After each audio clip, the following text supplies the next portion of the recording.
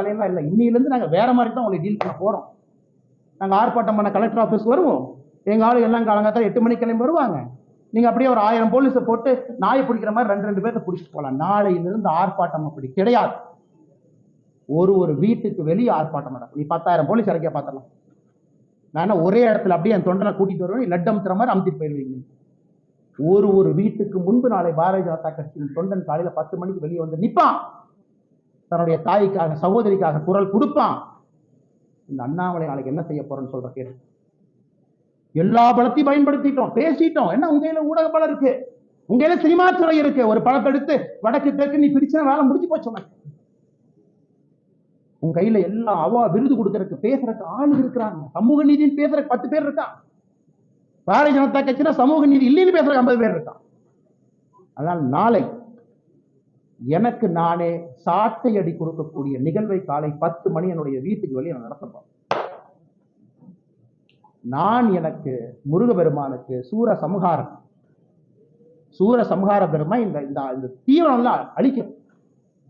நாளை காலை 10 மணிக்கு மாநில தலைவராக என்னுடைய இல்லத்திற்கு வெளியே நான் நின்று சாட்டையால் என்னை 6 முறை நான் அடித்துக் கொள்ள போகிறேன். சாட்டை என்னை அடிச்சு. நாளையிலிருந்து திமுக என்கின்ற கட்சி தமிழகத்தில் ஆட்சியிலிருந்து அகற்றப்படும் வரை நான் செருப்பு போட மாட்டேன். இந்த அரசியல் நாடு 3 வருஷம் பண்ணி பார்த்துட்டேன். ஒரு முடிவு வரணும். நினைக்கு முடிவு வந்தே ஆகும். சும்மா இத்தனை நாளைக்கு எத்தனையாக நானும் வண்டி ஓட்டுறேன். வந்தது வேறு, செய்வது வேறு, நடந்து கொண்டிருப்பது. நாளையிலிருந்து திமுக ஆட்சியிலிருந்து அகற்றப்படும் வரை இந்த பத்திரிகையாளர் சந்திப்பு முடிச்சு செருப்பை கழித்தா நீ ஆட்சியிலிருந்து இறங்குற வரைக்கும் நான் செருப்பு போட மாட்டேன். பார்க்கல. நாளையிலிருந்து 48 நாட்கள் நான் விரதம் இருக்க போகிறேன். பிப்ரவரி 2வது வாரம் முடியும். 6 படை வீட்டுக்கு நான் போவேன். முருகபெருமான்கிட்ட முறையிட போறேன்.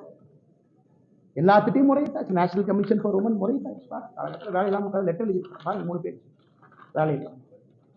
அம்மா வாங்கம்மா, தயவு செஞ்சு குடிங்கம்மா, இவங்கெல்லாம் வயலேட் பண்ணிட்டாங்கம்மா, செக்ஷன் பாருங்கம்மா. எத்தனை கடிதம் ஹியூமன் ரைட்ஸ் கமிஷன் பார்த்து 15 எழுதியாச்சு. நேஷனல் கமிஷன் ஃபார் உமன் வேலையெல்லாம் ட்விட்டர்ல போறவங்க வேலை. இன்னி பார்த்துக்கலாம். அரசியல் இன்னி பார்த்துக்கலாம். நாகரீகமான அரசியல். இந்த பவுண்ட் பை நீங்க அநாகரிகமா பேசுறீங்க. சோசியல் மீடியால குடும்பத்தை இருக்கிறீங்க, என்ன வேணாலும் நீங்க பேசுறீங்க. கேட்டா அப்படியே கட்சி போறதுன்னு ஒழிஞ்சுக்கு. நாளையிலிருந்து என்னுடைய அரசியலும் அப்படித்தான் இருக்கும். மாநில தலைவர் கட்டுப்பாடு, இனி ஆரோக்கியமான அரசியல், விவாதம், மரியாதை. ஆனா எதுக்கு மரியாதை கொடுக்கணும்? எதுக்கு மரியாதை கொடுக்கணும்? பெண்களுக்கு குழந்தைகளுக்கு பாதுகாப்பு இல்லாத ஒரு மாநிலத்துல எதுக்கு உனக்கு மரியாதை கொடுக்கணும்? எதுக்கு மரியாதை கொடுக்கணும்? அரசியல் கட்சியில நீ மரியாதை வெங்காயம்லாம் கிடையாது. ஆனா நீங்க வாங்கின இந்த இஷ்யூ பேசுங்க. எத்தனை இஷ்யூ தமிழ்நாட்டில் பேசுறேன். ஆனா டங்ஸ்டன் இஷ்யூ டெல்லிக்கு போங்க. எத்தனை டைம் போறோம். ஆனா மீத்தேன் பிரச்சனை ஆச்சுன்னா டெல்லிக்கு போங்க. எத்தனை டைம் போறோம். எத்தனை போறது வேலை. இதேதான் வேலை. அதனால் நாளை எனக்கு நானே சவுக்கடி காலை 10 மணிக்கு என்னுடைய இல்லத்துக்கு வெளியே நான் கொடுத்துட்டு பாரதிய ஜனதா கட்சியோட எந்த தொண்டனையும் இது நீங்கள் செய்ய வேண்டாம் என்று நான் அன்போடு சொல்லுவேன். நீங்க யாரும் செய்ய. வீட்டுக்கு வெளியே வந்து நிற்க வேண்டியது உங்களுடைய கடமை.